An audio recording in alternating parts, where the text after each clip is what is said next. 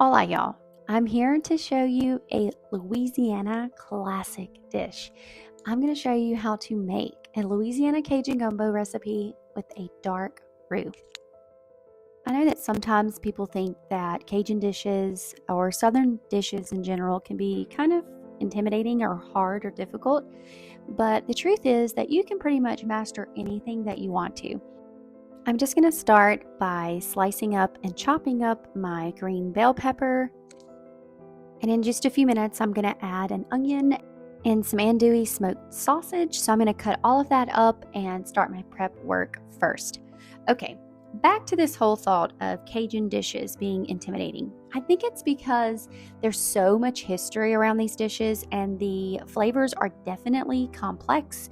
They are very deep, but I'm telling you that it does not take a rocket scientist or a chef to be able to develop those types of flavors, and I want to help you do that. So after chopping up my vegetables, and here it's just green bell pepper and onion, I put some butter into a skillet and I'm going to put my vegetables in there and I'm going to cook them and saute them until they become translucent. You'll notice that I have a large blue stock pot there on the stove bubbling away, and you're probably wondering what's in there. I actually saved the bones from Thanksgiving from our Cajun smoked turkey and I put them in the freezer because I knew that I wanted to make some stock for my gumbo.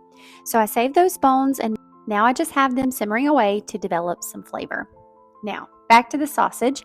I'm going to cut this into bite-sized pieces. I don't like the pieces of sausage to be too small because I don't want them to be lost.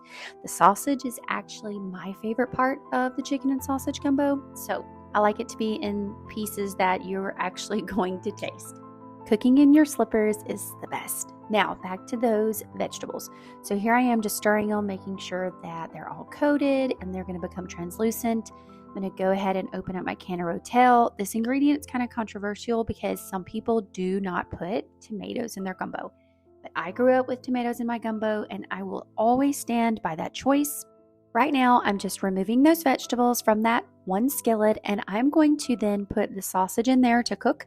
So I kind of like to not dirty up an entire kitchen of dishes. I just want to do it all in 1 to 2 pots. And you could truthfully do this all in one pot, but I did it in 2. My goal with the sausage, cooking it like this, you could definitely throw it in as is, but I like to develop some color on my sausage. If you develop color on every single layer of all your ingredients, you are going to get incredible flavor. So I like them to cook until they get brown bits on them. And then I'm just going to take them out of there. And there's going to be some residual oil from that. There's going to be some butter left in there. And I added a little bit more because I'm about to make that dark roux that we talked about. So I'm letting that butter melt, and when it's completely melted or close, I'm going to go ahead and add some all-purpose flour. I do this by hand, not a measurement. However, on the blog, you're going to get a complete measurement, a full recipe to help you out. But once you learn how to make a roux, you really can tell when you add the flour if you need more or less. You're looking for a consistency that is kind of like a paste, not so thick that you can't stir it, but not so loose that there's just grease everywhere. It's just somewhere in the middle. And I know you're thinking, oh my goodness, that's so difficult to find, but I think the word paste is just the best way to describe it. But I also did make a video for you, 2 videos to be exact, to try to show you what that looks like. So while that roux is cooking and browning, I am making sure to stir it. I was just over there straining the broth, and the roux got to a very dark color. I like to let it go very far. It almost burns, but it doesn't. It looks like chocolate. And then I added some of that turkey broth that I just took out of that big stock pot that you saw. And I began mixing in the roux and that broth. Now, I didn't use all the broth. I just took out enough so I could really thicken up this roux. And once that is all incorporated, I'm going to add that to the large stock pot. Now, the one ingredient that you're not going to see in this video because I didn't have any is going to be the okra. See, I'm adding it back into the large stock pot with all of the other turkey broth. But typically you would see fresh okra here, and I would be browning it in a skillet just like I did the sausage and the vegetables. I would be browning that okra, cooking the slime out of it, letting it get brown bits and just get flavor, and I would add it in with my other vegetables like this. And I'm adding in the tomatoes and everything to the pot. And of course, I'm adding water. Now, you didn't see me season either, so I'm going to tell you what those seasonings are. You're going to see me put in some Tony's in a second. And this is chicken and sausage gumbo, so I am just using a rotisserie chicken here, and I'm just shredding it with my fingers.